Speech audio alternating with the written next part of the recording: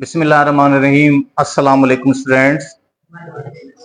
तो बोलो यार, कुछ जानदार आवाज आनी चाहिए यार। वालेकुम अस्सलाम। बिस्मिल्लाहिर्रहमानिर्रहीम। अस्सलाम वालेकुम स्टूडेंट्स। हाँ जी, आज का हमारा टॉपिक है आयोनाइजेशन एनर्जी।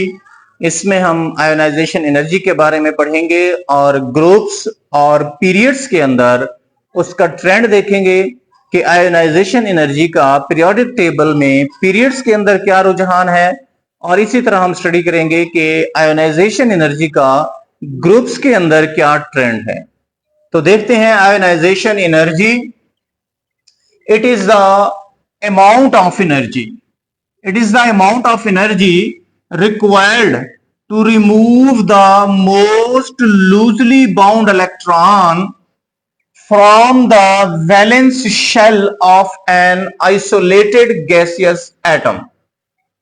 यानी आयोनाइजेशन एनर्जी वो एनर्जी है जो दरकार होती है किसी भी वैलेंस शेल इलेक्ट्रॉन को निकालने के लिए।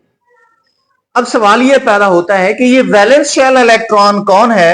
हमारे पास इधर ये सोडियम का एक एटम है जिसके ये पहले शेल में, जिसे हम के शेल का नाम देते हैं, दूसरा एल है, तीसरा एम है। तो यहां पर के शेल में 2 इलेक्ट्रॉन और इसी तरह से एम शेल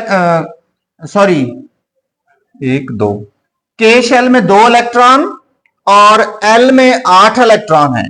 2 4 6 और 2 8। एल में 8 इलेक्ट्रॉन है तो एम के अंदर 1 इलेक्ट्रॉन है। इसका जो आखिरी शेल है वो एम शेल है। एम शेल है। तो यहां सोडियम के लिए जो एम शेल होगा ये वैलेंस शेल होगा। कौन सा शेल होगा? वैलेंस शेल होगा। तो इस वैलेंस शेल में जो इलेक्ट्रॉन मौजूद होंगे वो क्या कहलाएंगे? Valence electron. वैलेंस शेल में मौजूद इलेक्ट्रॉन क्या कहलाएगा?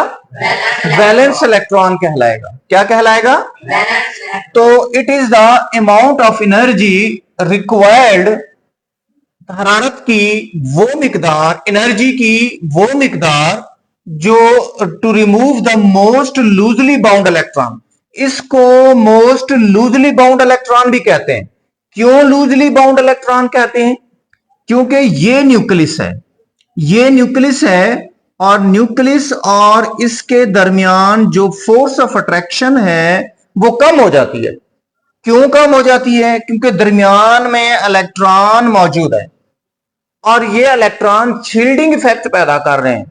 शील्डिंग इफेक्ट हमने पिछले वीडियो में, पिछले लेक्चर में पढ़ चुके हैं हम कि दरमियान वाले जो इलेक्ट्रॉन हैं वो शील्डिंग इफेक्ट पैदा करते हैं, जिसकी वजह से जितनी फोर्स इस इलेक्ट्रॉन तक जानी चाहिए वो नहीं जाती।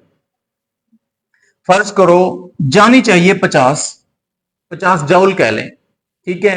इतनी अट्रैक्शन ये न्यूक्लियस लगा रहा होता है इस पर, लेकिन दरमियान में इलेक्ट्रॉन आ जाने की वजह से इसकी अट्रैक्शन कम हो जाती है। वो 50 की बजाय 40 रह जाती, ठीक है, 40 रह जाती है। अब 40 रहने की वजह से न्यूक्लियस की इतनी ज्यादा ग्रिप इस पर मजबूत नहीं रहती। तो मजबूत नहीं रहती, इस वजह से हम इसको कहते हैं कि ये लूजली बाउंड इलेक्ट्रॉन है। थोड़ा सा एनर्जी ज्यादा रखने वाला एटम जब इसके करीब आता है फौरन इसको यहां से निकाल लेता है। एनर्जी लगाकर, 40 से ज्यादा एनर्जी लगाकर इसको आसानी से बाहर निकाल सकता है। वो जो एनर्जी लगाएगा वो एनर्जी आयोनाइजेशन एनर्जी हो। फर्ज करो हम कहते हैं कि क्लोरीन एटम है। क्लोरीन एटम, इसके फर्स्ट शेल में 2 इलेक्ट्रॉन, दूसरे में 8 इलेक्ट्रॉन और तीसरे में 7 इलेक्ट्रॉन होते हैं। ये के शेल, ये एल और ये एम शेल। इसके एम शेल में 7 इलेक्ट्रॉन है। जब ये ऐसा एटम इसके करीब आता है तो वो ज्यादा एनर्जी लगाकर इसको खींच लेता है। अब वो जितनी एनर्जी लगा रहा है वो क्या कहलाती है? Ionization energy. वो क्या कहलाती है? Ionization energy. और इसके शेल को ये क्यों छोड़ जाता है? क्योंकि इसकी ग्रिप कम हो जाती है, इसकी अट्रैक्शन कम हो जाती है, क्लोरीन की अट्रैक्शन ज्यादा हो जाती है, लिहाजा यहां से निकलकर वो क्लोरीन की तरफ चला जाता है। अब जितनी ये एनर्जी लगा रहा होता है, जैसे सोडियम के एक इलेक्ट्रॉन को निकालने के लिए ये एनर्जी लगा रहा है, वो तकरीबन लगाता है जी 496 किलो जॉल पर मोल एनर्जी चाहिए। यानी सोडियम के एक एटम को, जो कि सबसे आखिरी शेल में है, वैलेंस शेल में है, उस इलेक्ट्रॉन को निकालने के लिए जो एनर्जी दरकार होती है वो कितनी है? 496 किलो जॉल पर मोल। कितनी है? पर मोल। इतनी एनर्जी लगाकर हम इस इलेक्ट्रॉन को बाहर निकाल सकते हैं। तो ये जो एनर्जी होगी ये आयोनाइजेशन एनर्जी होगी। ये कौन सी एनर्जी होगी? आयोनाइजेशन एनर्जी होगी। अब देखें, और ये फर्स्ट आयोनाइजेशन एनर्जी भी कहलाएगी। क्यों फर्स्ट आयोनाइजेशन एनर्जी कहलाएगी? अगर किसी वैलेंस शेल में से पहला इलेक्ट्रॉन निकाला जाता है, तो उसको फर्स्ट आयोनाइजेशन एनर्जी कहते हैं। सोडियम के वैलेंस शेल में एक इलेक्ट्रॉन है, उसको निकालने के लिए 496 किलो जॉल पर मोल एनर्जी चाहिए। ये इसकी फर्स्ट आयोनाइजेशन एनर्जी कहलाएगी।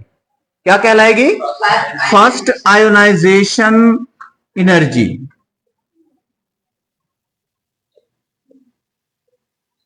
भी इसको कहते हैं। अब यहां मैंने एग्जांपल लिखी है मैग्नीशियम की। मैग्नीशियम के वैलेंस शेल में 2 इलेक्ट्रॉन होते हैं। अब इसके पहले इलेक्ट्रॉन को निकालने के लिए जो एनर्जी दरकार होती है वो तो कहलाएगी फर्स्ट आयोनाइजेशन एनर्जी। क्या कहलाएगी? लेकिन अगर दूसरा इलेक्ट्रॉन निकालना हो तो फिर जो एनर्जी दरकार होगी, जो बाहर से आने वाला एटम लगाएगा, जो एनर्जी लगाई जाएगी इसको निकालने के लिए, वो क्या कहलाएगी? Second ionisation energy. क्या कहलाएगी? सेकंड आयोनाइजेशन एनर्जी कहलाएगी। अब हम देखते हैं कि पीरियड के अंदर और ग्रुप्स के अंदर आयोनाइजेशन एनर्जी का क्या ट्रेंड है। हम पीरियोडिक टेबल में सेकंड पीरियड के एलिमेंट्स को ले लेते हैं। सेकंड पीरियड में कौन से आते हैं? Lithium, beryllium, boron, carbon, nitrogen, oxygen, fluorine, neon. 8 element हैं जो पीरियोडिक टेबल के सेकंड पीरियड में मौजूद। हम देखते हैं इनकी आयोनाइजेशन एनर्जी जो कैलकुलेशन निकाली गई है उसके मुताबिक लिथियम की 520 है, बेरिलियम की 899 है, बोरोन की 800 है, कार्बन की 1086 है, नाइट्रोजन की 1402 है, ऑक्सीजन की 1314 है, फ्लोरीन की 1681 है, नियॉन की 2080 है। तो आयोनाइजेशन एनर्जी क्या हो रही है? बढ़ रही है या कम हो रही है? देख लो, बढ़ रही है या कम हो रही है? आयोनाइजेशन एनर्जी बढ़ रही है। आयोनाइजेशन एनर्जी बढ़ रही है, लेकिन थोड़ा सा इसमें फ्लक्चुएशन भी कहीं कहीं आ जाता है। जैसे लिथियम के आखिरी या वैलेंस शेल में से इलेक्ट्रॉन निकालने के लिए 520 किलो जॉल एनर्जी चाहिए, तो इसकी ये आयोनाइजेशन एनर्जी होगी। बेरिलियम की 899 है, लेकिन आप देखें कि बोरोन है, उसकी आयोनाइजेशन एनर्जी थोड़ी सी कम हो जाती है, 800 किलो जॉल पर मोल पर आ जाती है। यानी थोड़ी सी कहीं किसी एलिमेंट के साथ ये फ्लक्चुएशन भी पाई जाती है। ठीक है, इसमें मतलब थोड़ी तब्दीली भी है। जैसे यहां बोरोन पे हमें नजर आ रही है कि 899 से थोड़ा सा यहां डाउन हुई, बोरोन की 800 हो गई, फिर जंप कर गई कार्बन की, कार्बन की 1086 है, नाइट्रोजन की 1402 और इसी तरह से नियॉन की देखें 2080 तक चली गई है। तो हम कह सकते हैं कि पीरियोडिक टेबल में पीरियड्स के अंदर आयोनाइजेशन एनर्जी क्या होती है? आयोनाइजेशन एनर्जी इंक्रीज होती है। क्या होती है? इंक्रीज होती है। आयोनाइजेशन एनर्जी इंक्रीज होती है। इसकी कई वजूहात होती हैं क्यों इंक्रीज हो रही। ठीक है, एक तो हम देखते हैं कि नंबर ऑफ एटम्स इंक्रीज हो रहे हैं। नंबर ऑफ एटम्स इंक्रीज हो रहे हैं। नंबर ऑफ एटम्स इंक्रीज होने से प्रोटॉन की तादाद बढ़ रही है, प्रोटॉन बढ़ रहे हैं। ये एरो जो ऊपर की तरफ मैं लगा रहा हूं, इस ऊपर की तरफ एरो से मतलब है ये चीज बढ़ रही है। नंबर ऑफ एटम्स बढ़ रहे हैं तो प्रोटॉन बढ़ रहे हैं, प्रोटॉन बढ़ रहे हैं तो इलेक्ट्रॉन भी बढ़ रहे हैं, इलेक्ट्रॉन भी बढ़ रहे हैं। अब प्रोटॉन बढ़ने से जो न्यूक्लियर चार्ज है वो भी बढ़ता है, जो न्यूक्लियर चार्ज है वो भी बढ़ता है। नंबर ऑफ शेल्स ये कांस्टेंट रहते हैं, ये नहीं बढ़ते, नंबर ऑफ शेल्स नहीं बढ़ते, ये कांस्टेंट रहते। शेल की तादाद नहीं बढ़ती, 1 2 3, 3 है तो 3 ही रहेंगे। लिथियम के 2 हैं, लिथियम के 2 शेल होते हैं तो पूरे पीरियड में 2 शेल रहेंगे।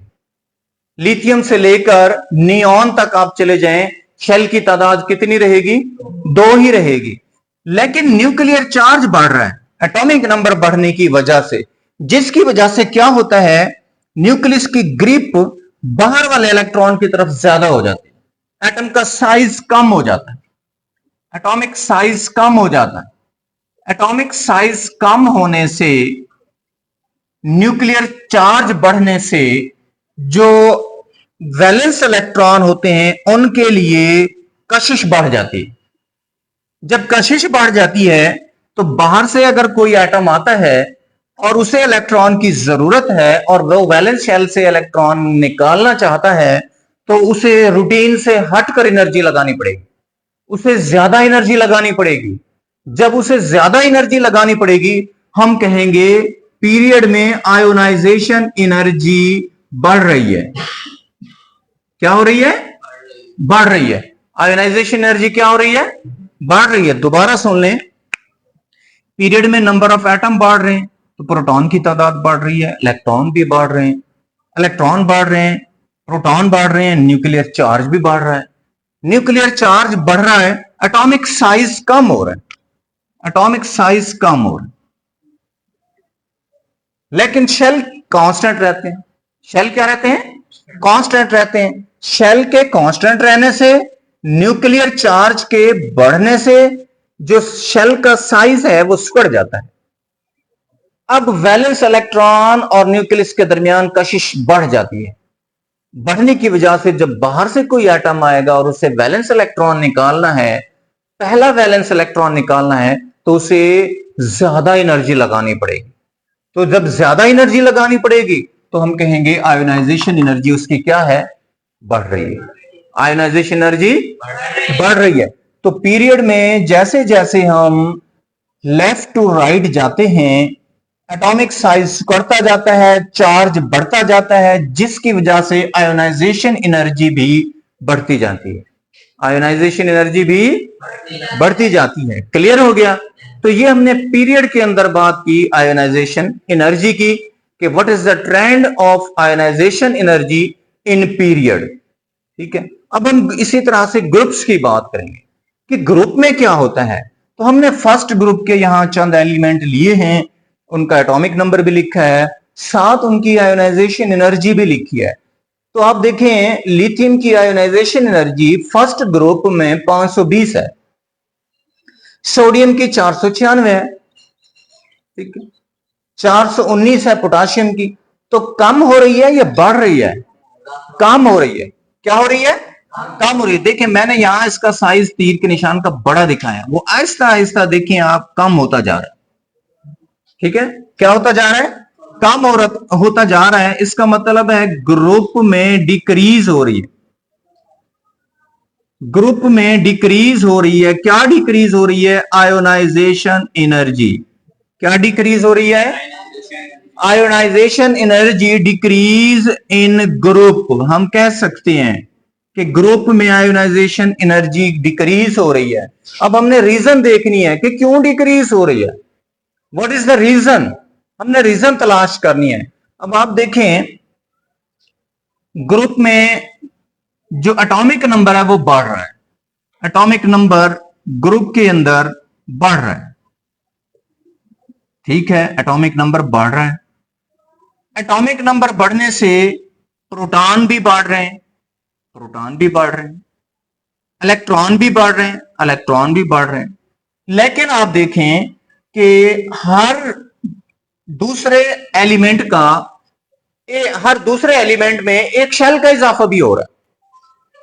लिथियम के 2 शेल हैं, 2, लेकिन सोडियम के 3 शेल होंगे। यहां पर देख लें, सोडियम 1, 2 और 3।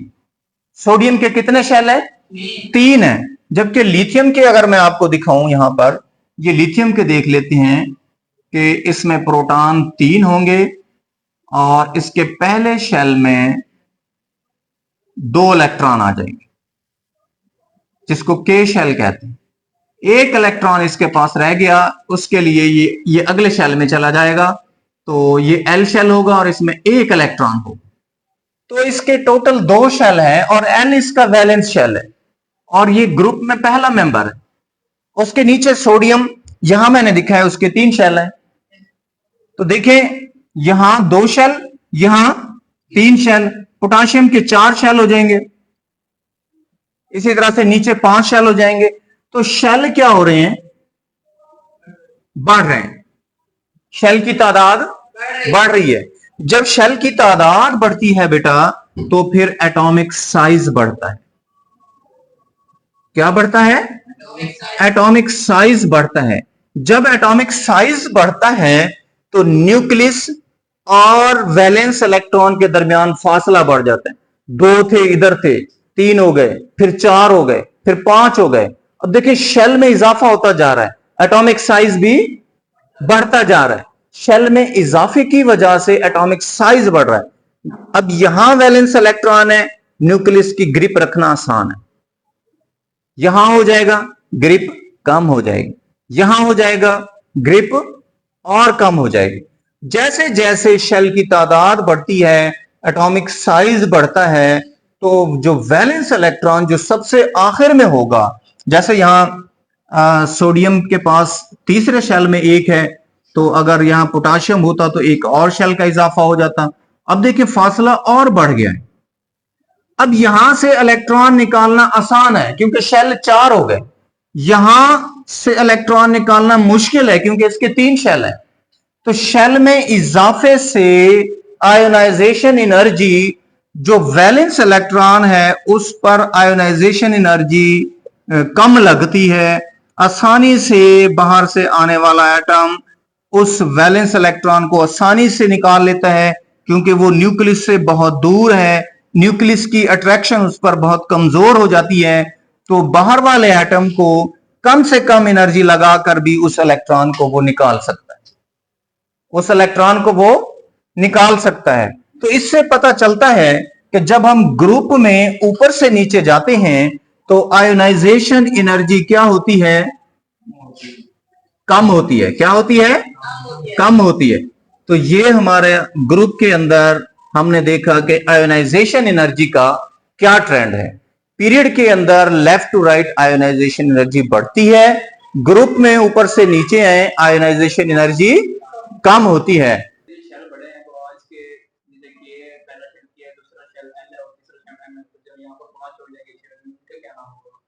इसी तरतीब से चलेंगे। देखो, हमने शेल के जो नाम रखे हैं ना, फर्स्ट शेल को हम के से रिप्रेजेंट कर रहे होते हैं, जो दूसरा शेल होगा उसको एल से, के एल। तीसरा शेल होगा उसको एम से रिप्रेजेंट करेंगे, चौथा शेल होगा उसको एन से रिप्रेजेंट करेंगे। इस तरह से रिप्रेजेंट इनको करते जाएंगे। इनके हमने ये नाम रखे हुए हैं, ठीक है, अपनी आसानी के लिए, तौलबा की आसानी के लिए साइंटिस्ट ने इनके नाम रख दिए कि पहले का के है, दूसरे का एल है, तीसरे का एम है, चौथे का एन है, ठीक है। इनके लिए फार्मूलाज भी बना दिए हैं कि भाई कैसे पहले शेल में कितने इलेक्ट्रॉन आएंगे, दूसरे में कितने आएंगे, तीसरे में कितने आएंगे, चौथे में कितने आएंगे। तो ये तरतीब इस तरह से चलती है। और कोई सवाल है? Thanks for watching. अल्लाह हाफ़िज़।